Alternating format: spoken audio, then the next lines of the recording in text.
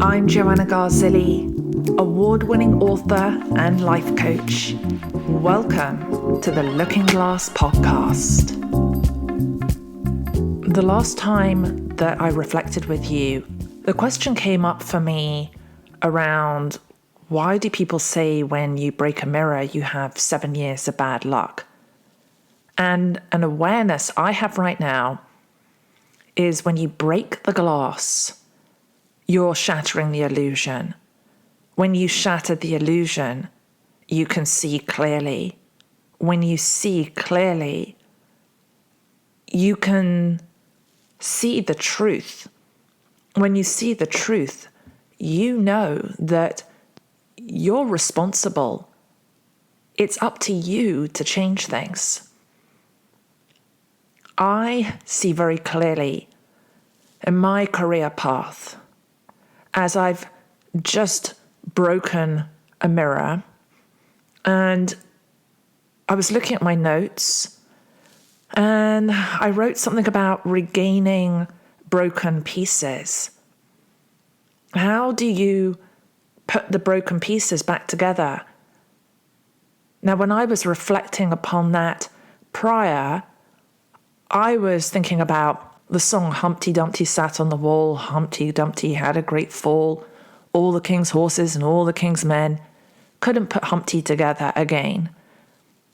And in that message, you can't fix what's broken. There's no going back to exactly how things were in a certain relationship, in a certain circumstance, a job, a work environment. Whatever's been said has been said. What's been done has been done. For me, I have struggled with resentment. I went and did my Muay Thai class. I nourished myself afterwards with a delicious Caesar salad with salmon that my husband gave to me. And he said, "Are you happy now?" And I was happy in that I took those actions for myself. But there was still this awareness of pieces, and I'm not saying literally, but metaphorically, there were pieces of broken glass all around me. After I went to Muay Thai, and before I went and saw my husband at the restaurant, I stopped in at Goodwill, and I took items there, valuables that triggered me when I saw them, that reminded me of a certain point of time in my career when, in this particular job, I was really happy. Even when things were difficult, I relished that challenge. I didn't mind. Now I feel jaded and resentful because the illusion's broken for me. So I'm really, really aware that it's up to me to make the change. And I still, it just amazes me that I can't get past it. I listened to Diary of a CEO. So I was listening to a specific episode where what was being referenced was about loneliness. You can have a lot of people around you. You can know a lot of people, but feel lonely. I feel loneliness happens when I disconnect myself from doing the work that I'm meant to be doing, when I keep myself in a place that doesn't allow me to shine. So when is one done with a lesson? How do you know when you're done and that you can just move on? Especially if you have any history of being impulsive, like myself. I am really trying to make sure that I'm not impulsive. But I've been feeling what I've been feeling for now, let's see, 1, 2, 3, 4, 5, 6 months. What makes me think that I'm going to feel differently in 7, 8, 9, 10 months? How are things really going to change fundamentally on their own? I feel like I am putting myself through a slow, painful death in regards to my career. I'm taking very, very, very small actions. And so I'm bringing this up again just to go through this so that when I've listened to someone's journey and they've talked about, I was really struggling, I was in this place, it was difficult, now my life is amazing. And you're hearing that, and you're hearing this inspirational story, whether it's on a podcast, whether it's at a live event from someone on the stage, or seeing it on a movie where it's, wow, I want that. This is so inspiring, but you're not really fully feeling the pain. You're having a sense and you're understanding, here's the lesson, but you're not going through it. I think that when it's broken down into more real time, some version of real time, it's more relatable. How can you see me as a reflection of you in whatever capacity, whatever challenge that you're going through? If you just hear, I worked for myself for 20 years. Then I went and worked in corporate for close to a couple of years. Then I went to, let's say, back to working for myself again. And here's the lessons that I learned. You need to X, Y, Z. It's not as simple as that. I think because the triggers are sort of like landmines. You could be walking across a field and just step on one at any time. And if you are someone who suffers from any form of PTSD, some form of trauma you've experienced in your life, you understand exactly what I'm talking about.